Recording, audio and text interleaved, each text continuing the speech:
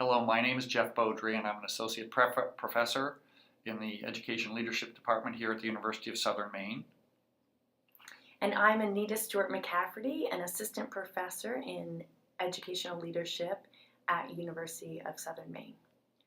And we'd like to present in this video Jan Chappuis, who has been an associate with the Assessment Training Institute, a longtime teacher with wonderful experience in the classroom, as well as leadership positions as a curriculum coordinator and other leadership positions. And most recently, and what we're really trying to take great pride in presenting, is her being an author of some wonderful books. The Castle book, which is the Classroom Assessment for Student Learning, Doing It Right, Using It Well, which is now in its second edition. She's a lead author on that. And the other one, which is really the heart of teaching practice right now, is the 7 Strategies of Assessment for Learning, which is in its second edition. And she's the sole author on that one.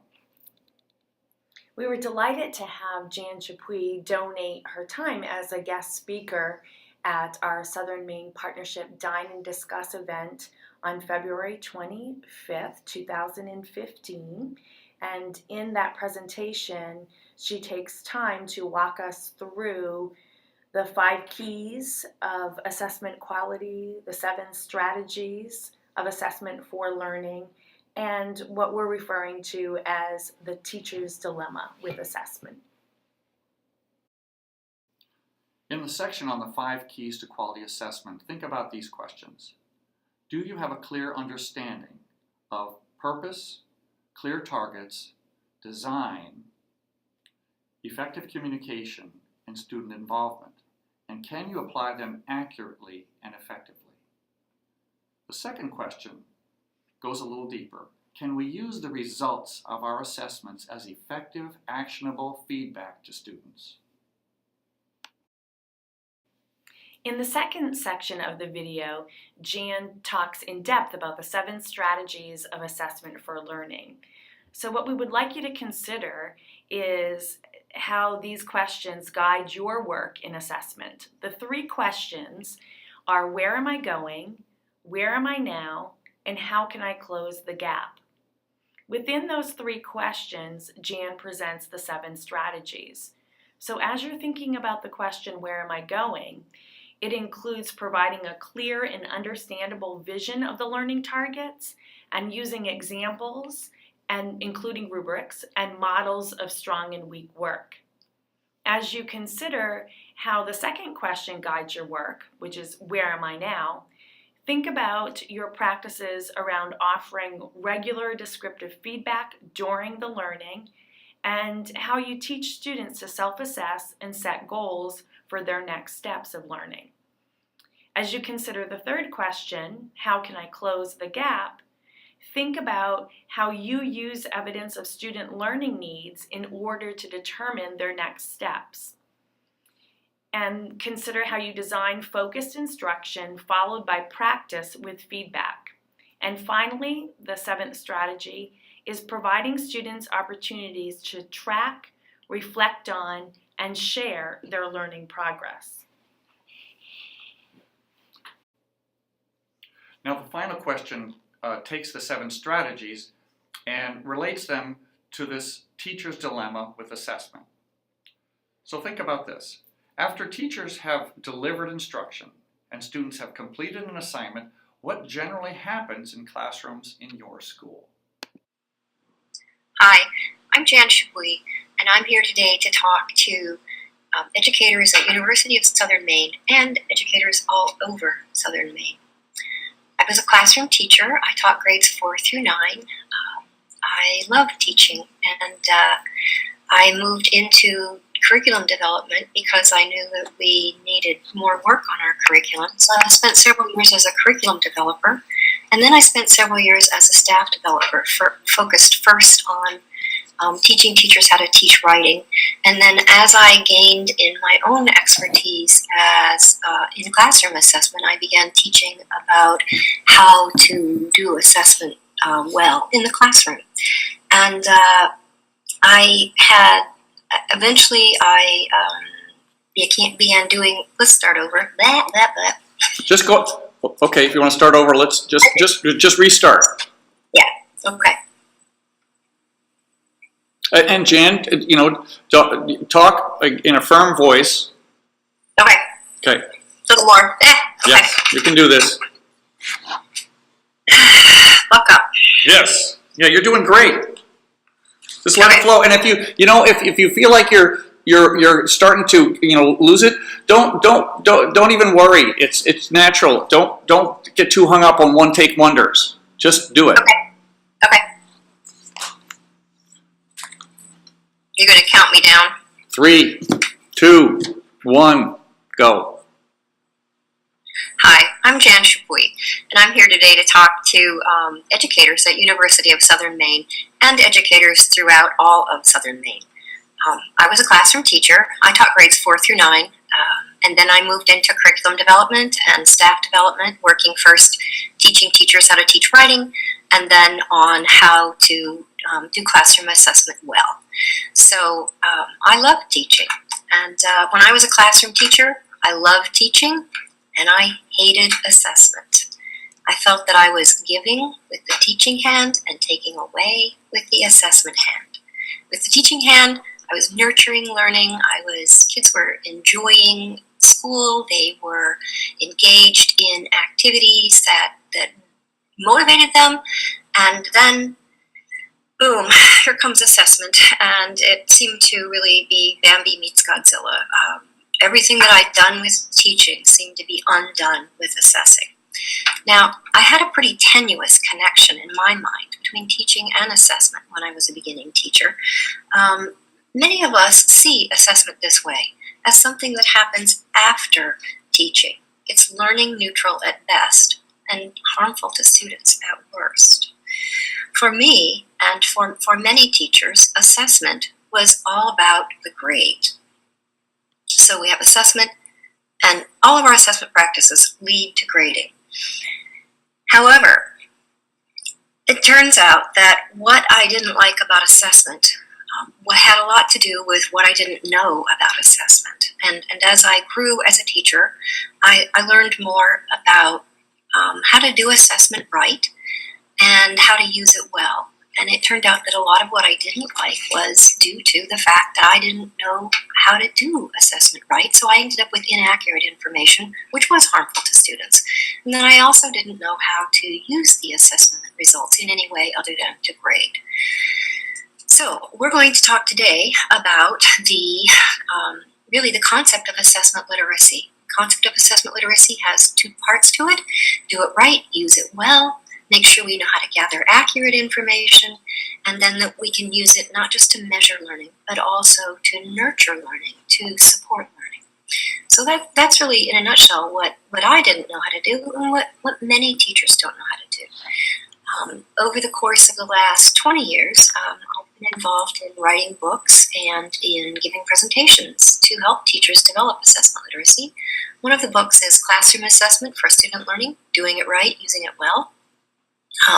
Co-authored with Rick Stiggins, my husband Steve Chappuis, and Judy Arter. And the other book is 7 Strategies of Assessment for Learning. And the content of what I'll be sharing with you this morning comes from these 2 books. So we can get started here with our presentation. Let's look at assessment literacy. Assessment literacy can really be captured by 5 keys to assessment quality: the accuracy part and the effective use part. So the first key to assessment quality is clear purpose, and that is, do we know who's going to use the information and how will they use it? And if all we do with an assessment is grade, then if that's all we know how to do, then we are missing 1/2 of the clear purpose key to quality, and that is, there are things we can do with assessment besides grade.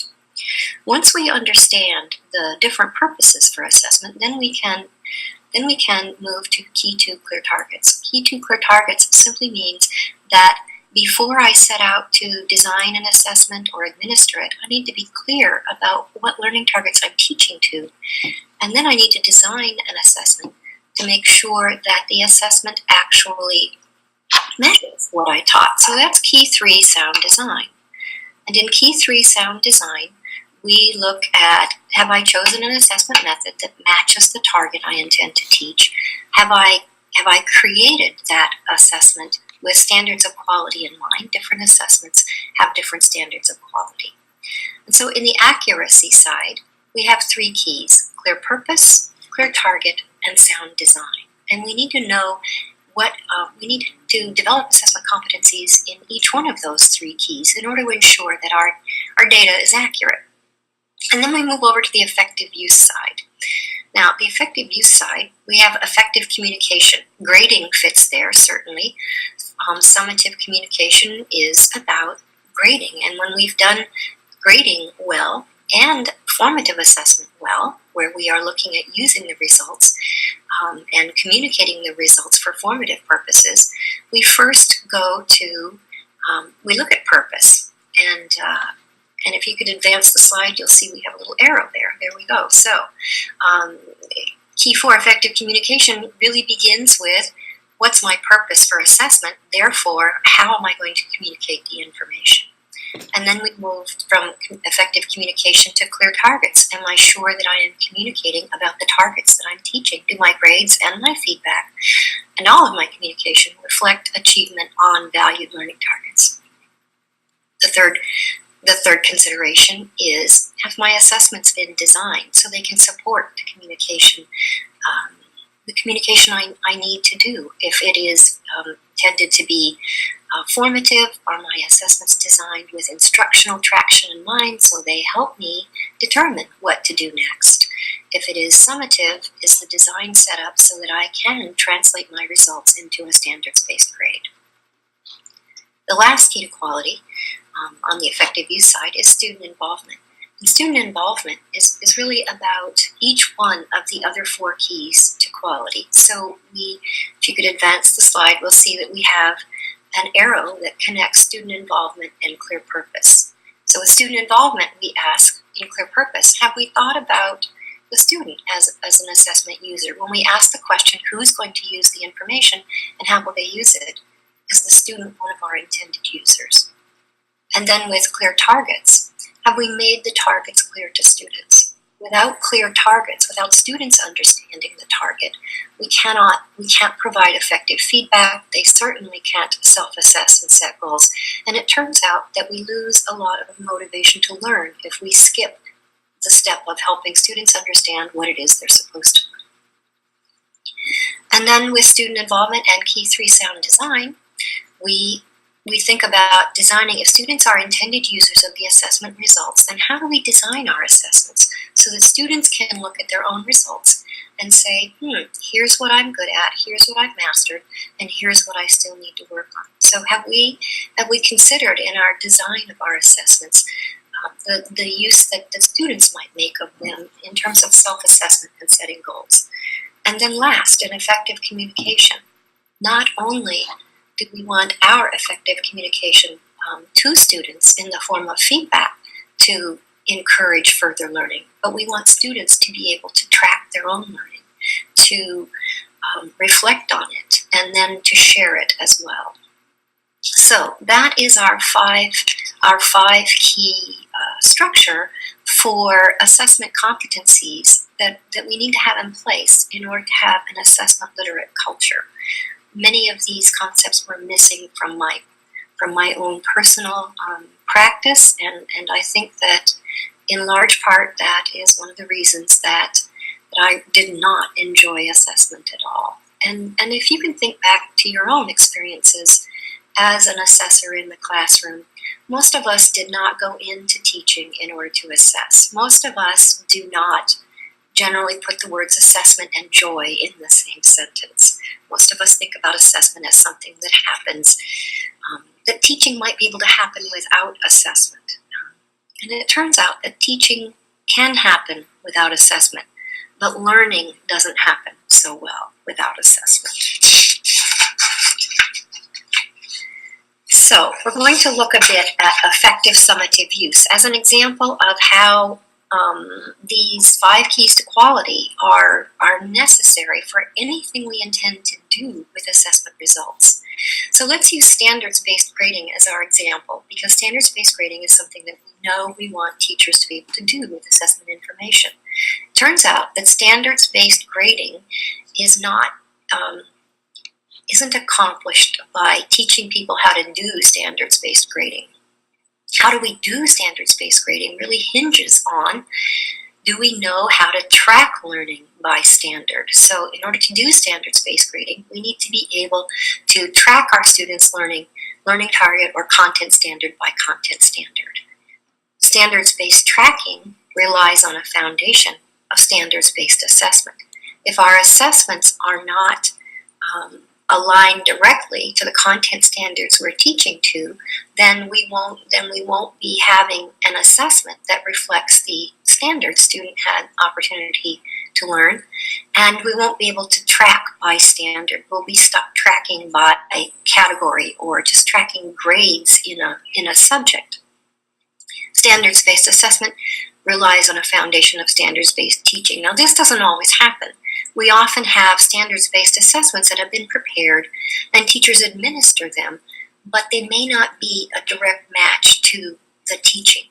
And when that happens, we have assessment results that don't reflect what students had opportunity to learn.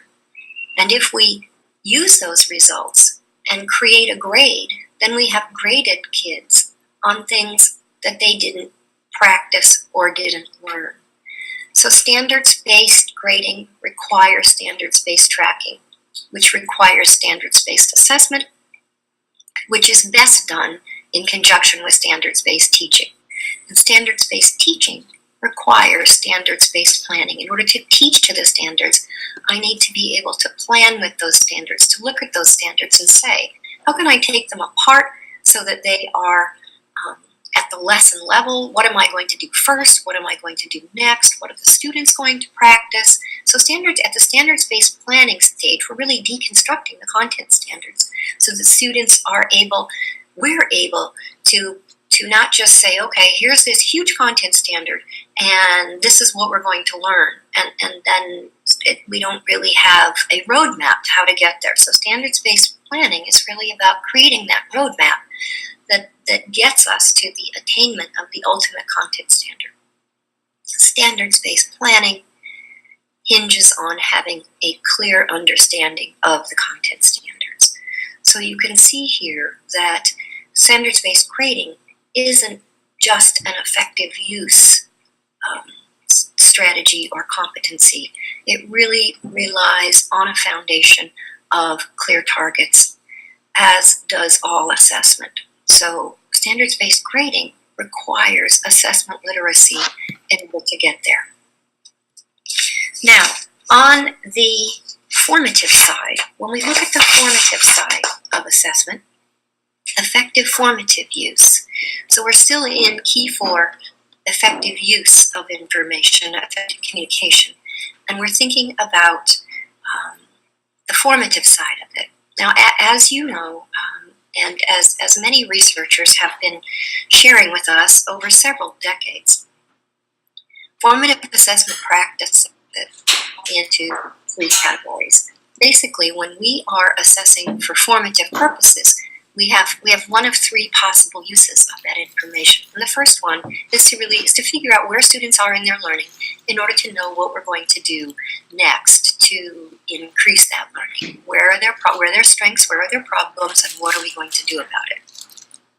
Many of the practices that you're familiar with that fall under the banner of formative assessment are whiteboards, clickers, data-driven decision-making. Those fit into that category. However, there are other categories of high-impact formative assessment practices that involve the student more directly.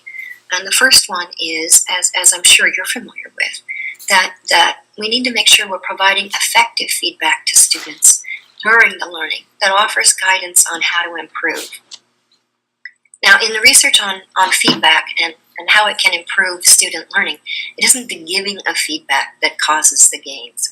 It's the acting on feedback that causes the gains. So we need to make sure when we are when we are in the formative assessment side of the equation, that we're providing enough time not only to give that feedback, but for students to act on it. No action, no gain. And the last category is developing student self-assessment and peer feedback skills. Much research has focused on the value of helping students to self-assess, to look at where they are, what am I good at, what do I need to work on, and also to work with their peers on collaboratively talking about their work and saying, what does this show? I know, where do I have something mastered, and where are the areas that I need to take next steps. So that's our equation really for, or the three high impact categories of formative assessment. So we have on the one hand, on effective use, we have on the one hand, we have making sure that our grades are communicating effectively. And on the other hand, we have making sure that when we are using assessments formatively, that we are moving beyond just looking at the data to taking action, both ourselves and our students. When we put the teacher and the student action together, we can think about formative assessment in terms of 7 strategies. So 7 strategies of assessment for learning are structured around three key questions intended to gain the maximum learning out of our assessment practices. For the first category, where am I going, we have 2 strategies. And those, if we could advance the slide, those 2 strategies are to make sure students understand what the learning is and to use examples and models both of strong and weak work to help students get a clearer vision of what excellence looks like and doesn't look like. When teachers use these 2 strategies in advance of offering feedback or having students self-assess, they discover that student work comes in at a higher level of quality right from the get-go. And then we move to where am I now? And we have 2 strategies for that. The first one is offering regular descriptive feedback during the learning. And that one really hinges on having students understand the learning. A lot of the research on the effectiveness of feedback points to when feedback isn't effective, it actually harms learning. And one of the foundations for effective feedback is that students understand the intended learning. Without that, feedback does not help move them forward. And the second, or the fourth strategy, second in where am I now, is to have students self-assess and set goals for next steps. And then in this strategy, we actually ask students to do what we've just done with descriptive feedback. With our feedback, we've said, here's what's working, here's what's next. And we want students to be able to do that too. So we model self-assessment and goal setting through our descriptive feedback. And then we turn that over to students because we don't want to be their feedback givers for life. We need them to develop that capability in order to be self-reflective, self-reliant, self-regulating learners. Now these four strategies are sequential. Strategy 4 is a destination, and strategies 1 through 3 are enablers. We teach students with strategies 1 through 3 in order to prepare them to self-assess. When we look at the last category, how can I close the gap? We are really looking at 3 strategies that are what I call floaters. And that means that they can be used any time. You don't need to wait until you finish strategy 4 in order to begin strategy 5. Strategies 5 and 6 ask us to look at what students have done after they have done some work, determine what the learning needs are, and then teach to them with a number of different strategies, one of which might be to reteach, another might be to offer feedback, another, if students are ready, might be to ask them to look at their own work and decide what needs to happen. So we diagnose followed by action, and that's strategies 5 and 6. And then strategy 7 asks us to engage students in tracking, paying attention to their own growth, reflecting on how far they've come. I have become better at math this year. I used to, but now I have become a better writer this year. I have become a better reader this year. Here are the things I learned from doing this project. Here's what I didn't know at the beginning. Here's what I know now. Highly motivational, and also a great contributor to moving short-term memory information into the long-term memory. And then the last thing we ask them to do is, once they've tracked and reflected on their learning progress, to give them the opportunity to share them, to celebrate. So those are the 7 strategies of assessment for learning, and they are intended to capture the effective use side, the formative components of the effective use side. And you can see the 3 high-impact formative assessment practices embedded here in strategies 3, 4, and then 5 and 6. So,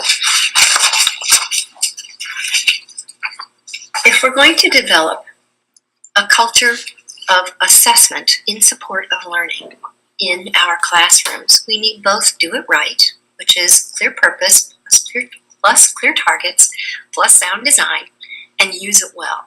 And that is, we need to make sure that our summative grading practices are in good shape, but also that our formative assessment practices, including involving the student in formative assessment, are in place.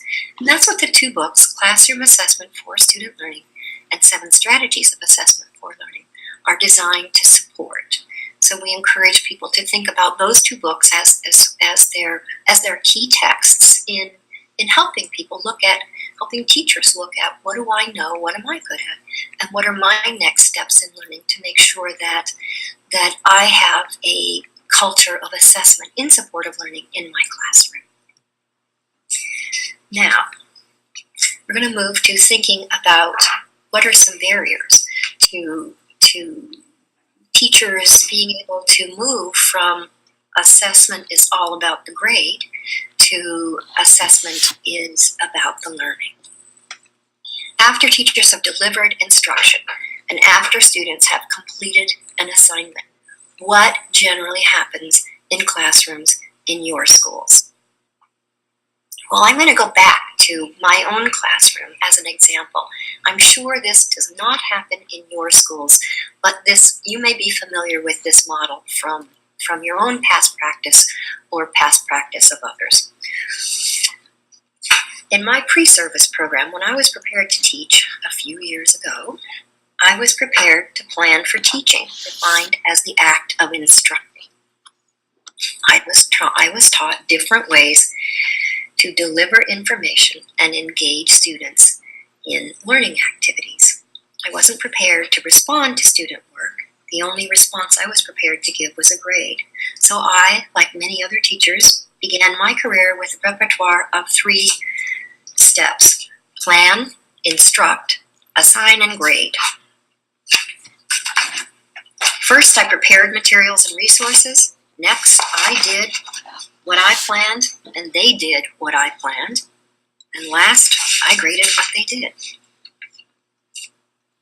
However, learning turned out to be far messier than I was prepared to expect.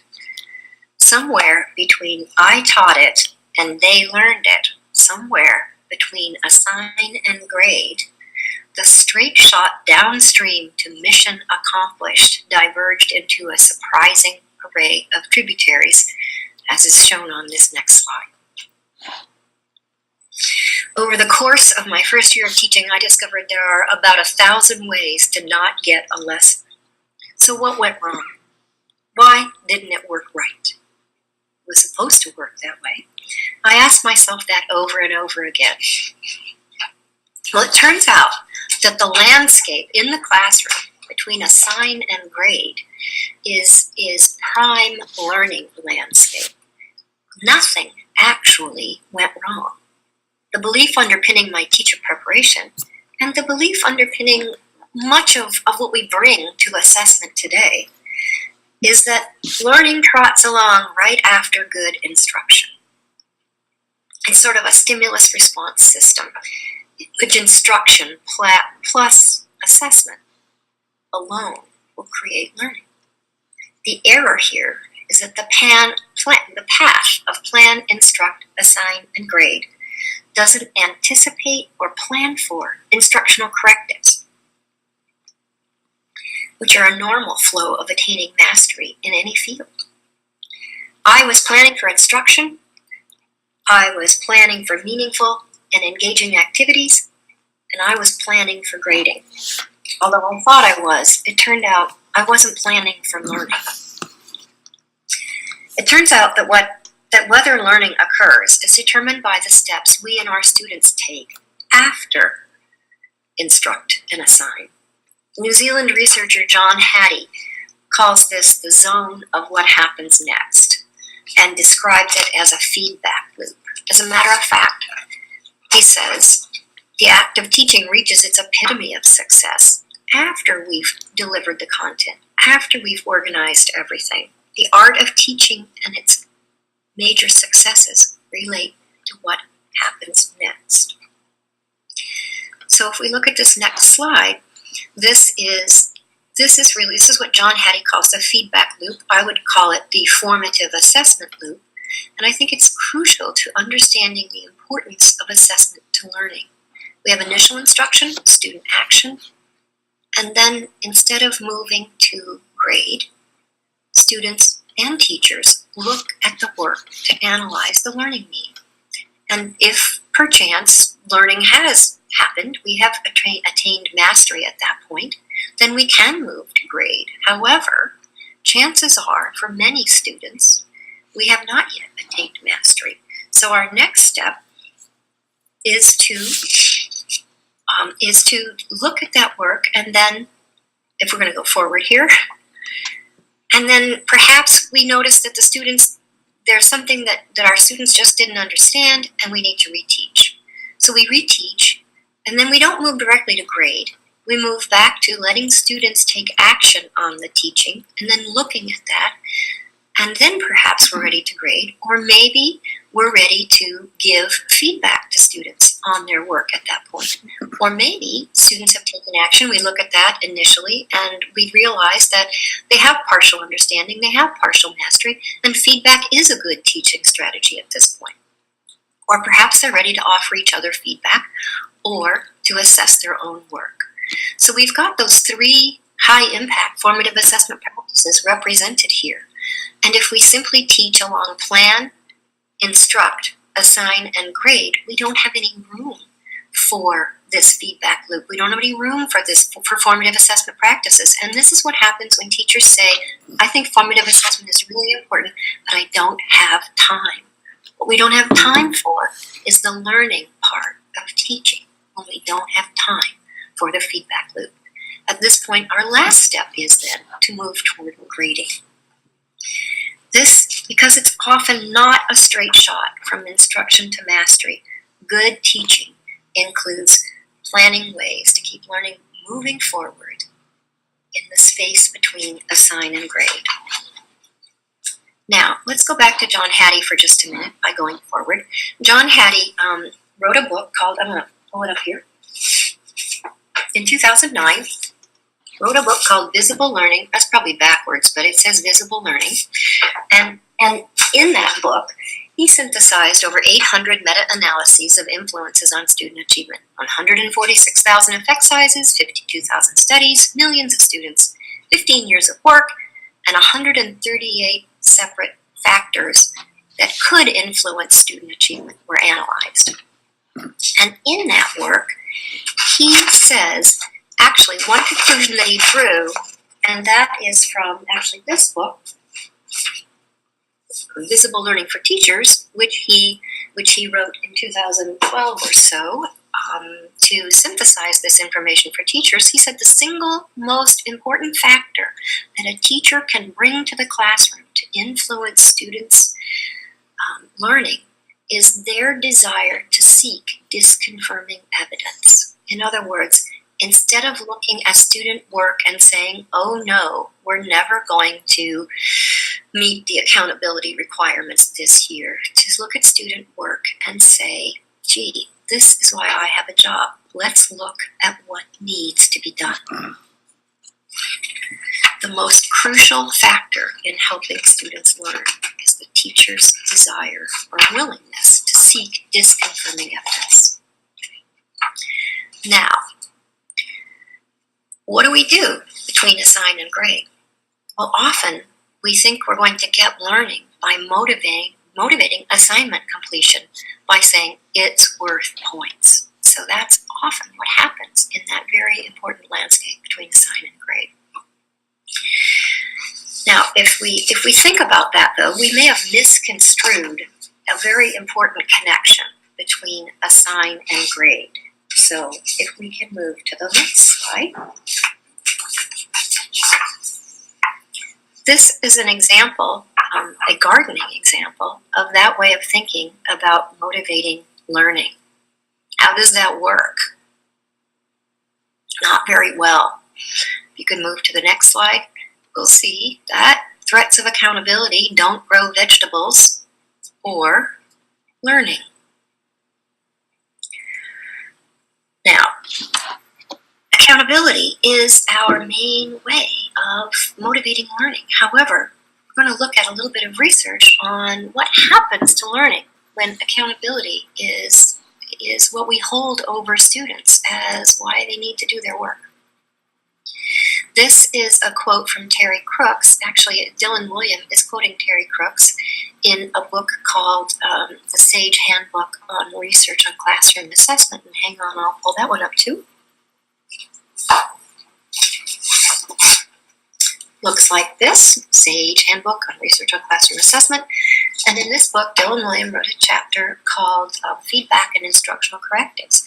And he's looking at what happens when everything that we do is graded. And so he went back to Terry Crooks' research, and Terry Crooks noticed that our assessment practices are heavy on the accountability side and light on the nurturing learning side. So Dylan William drew these conclusions from Terry Crooks' research, which are on the next slide.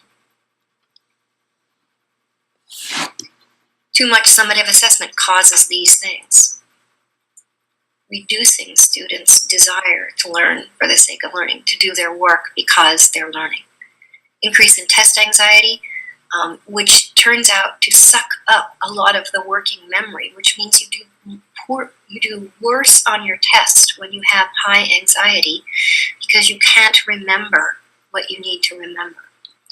Increased ability attributions from success and failure, and those when we have an ability attribution for our success or our failure, that means that we are believing that we have succeeded because we're smart, or we have failed because we are not smart. Those of you who are familiar with Carol Dweck's work will recognize her mindset theory in there. So when students encounter, when all of their assessments are graded, it has a tendency to cause them to believe that kids who are smart do well, and kids who aren't smart don't do well, because there isn't any room for learning. Which leads to lowered self-efficacy, the sense that they can actually do anything about it in our struggling students. It reduces the impact of feedback. Students are less likely to pay attention to feedback when the work is graded. And it causes poorer social relationships among students. They are less able to learn in a collaborative mode or to see themselves as all engaged together in the same endeavor. So Dylan William goes on to say this, and that's on the next slide. If learning is a predictable process, in which most of the time proceeds as planned, which seemed to be what was underlying my teacher preparation, instructional correctives will be rarely needed. And when they are needed, they are a sign that something has gone wrong. Students generally will learn what they've been taught, but every once in a while they won't. And he goes on the next slide to say this. Well, he doesn't. What we have here is a little. Go ahead and we'll look at this one. So when we think about the predictable process piece, it's the stimulus response again. What we have is I teach, they learn. A lot like you hit the knee with the hammer and the leg kicks forward. But it doesn't turn out to be a stimulus response relationship between teaching and learning. So now, but that's really the model that's the assumption that this model is built Dylan goes on to say this on the next slide. In this view, feedbacks and instructional correctives are pathological aspects of instruction. Now you can just envision a pathology, which is a pathological agent would be something like like E. coli. That there's something dreadfully wrong when students don't get it. But Dylan goes on to say this as well.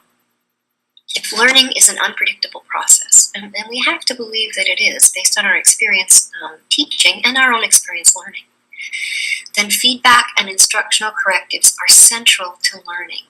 Indeed, go ahead and advance. Without them, little effective instruction can take place.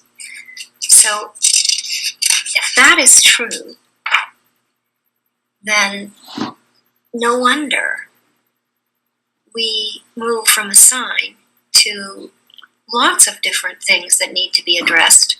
But if we don't understand that, then all we do is push on to the grade.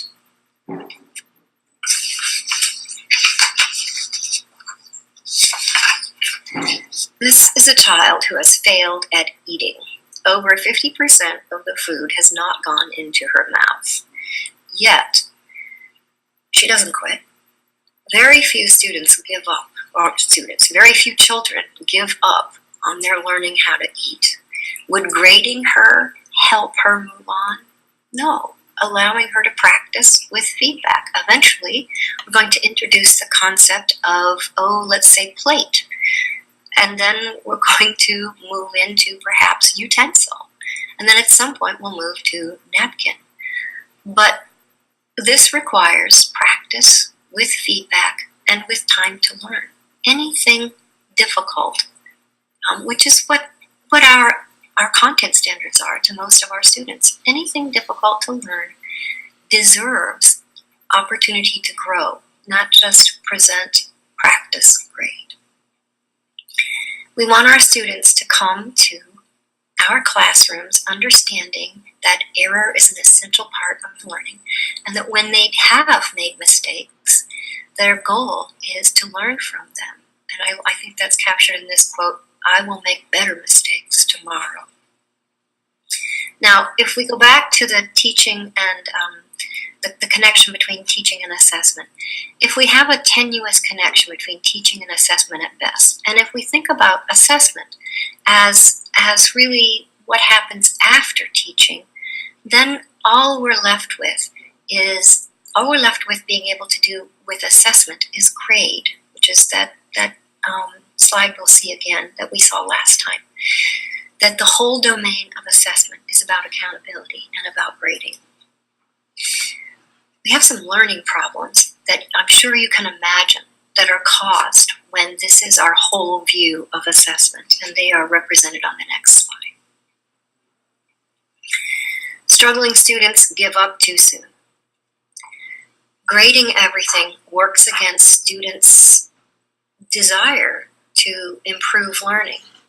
If it has a grade and the grade isn't high enough, they'll work to improve the grade, but they can do work without doing learning. And unfortunately, sometimes they can improve their grade without having improved their learning. And it also puts too much emphasis on the accountability end of things and not enough emphasis on how do we learn and what does it take to learn. So it works against developing a culture in the classroom where learning is the most important thing going on. And that's illustrated in these two quotes. Claire is my daughter. She's 14. She came home from her first week in her 9th grade English class, and she said, "I'm doomed.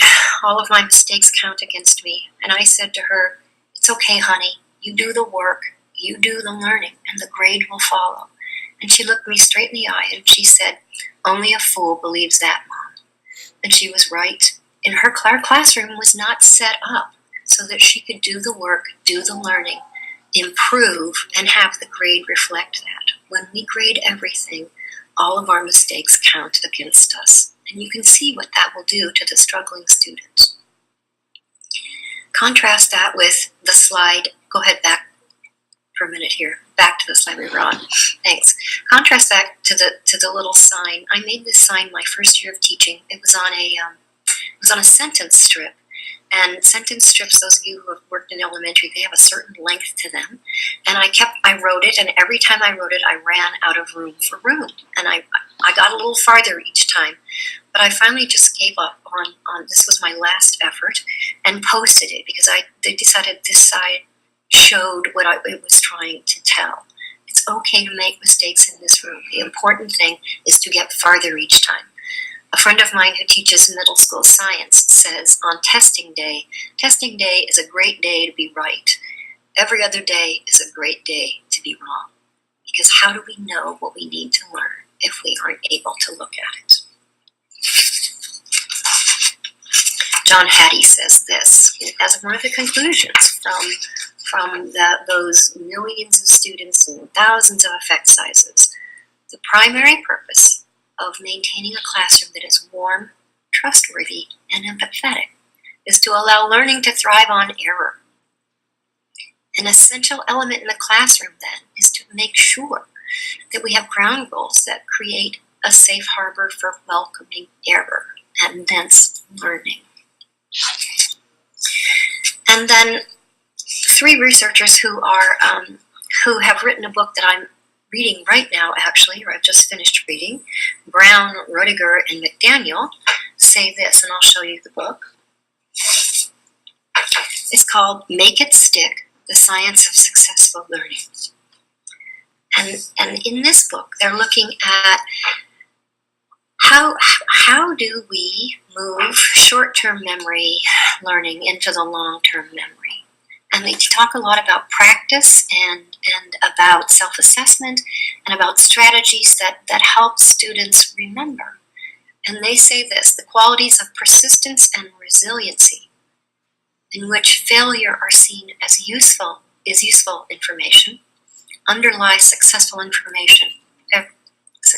innovation everywhere, and they lie at the core of nearly all successful learning. So what do we need to do? We need to make sure that after we instruct, after students have taken action, we have a look at that work. Now let's move to the next slide. And we do something about it. We look at it first, and then we do something. Now our action can be, go ahead, further instruction, if needed. If students have got at least a halfway decent grip on the learning, then we can offer feedback. So offering feedback is another action we might take. And if students have a sense of what their strengths and weaknesses are, we can ask them to have a look at that and set goals for next steps. So it isn't just a matter of look at it, and then I don't have the time, so I'm going to grade. It's actually a matter of taking the time, understanding what learning requires, and giving students the opportunity to practice with feedback. So if we'll go to our next slide. Learning something well requires practice with feedback and interventions. Students not knowing isn't a problem, it's a profession. So when we want our teachers, and we want to honor that our teachers care about student learning, they care about whether or not students are succeeding in their classrooms, we need to think about what aspects of assessment literacy do it right and use it well. Which aspects do we need to help them develop a better understanding of? We call that deepening assessment expertise. It's doable as long as it's not rushed. If we treat it as a get or done, all right, we got to get this done because that needs to be fixed, we will not give it enough time. It's not done through workshops or speakers, but through sustained study, practice, and implementation over time. If you think about the feedback loop, if you think about assessment for learning practices, if you think about giving instruction to teachers, what do we do after we teach something to teachers? Do we just move on and assume they've mastered it? Or do we build that formative assessment loop, the learning time, into our professional development experiences as well? It's not an initiative. It's ongoing multi-year work. It's the work of a professional career. Good assessment is good teaching. Thank you.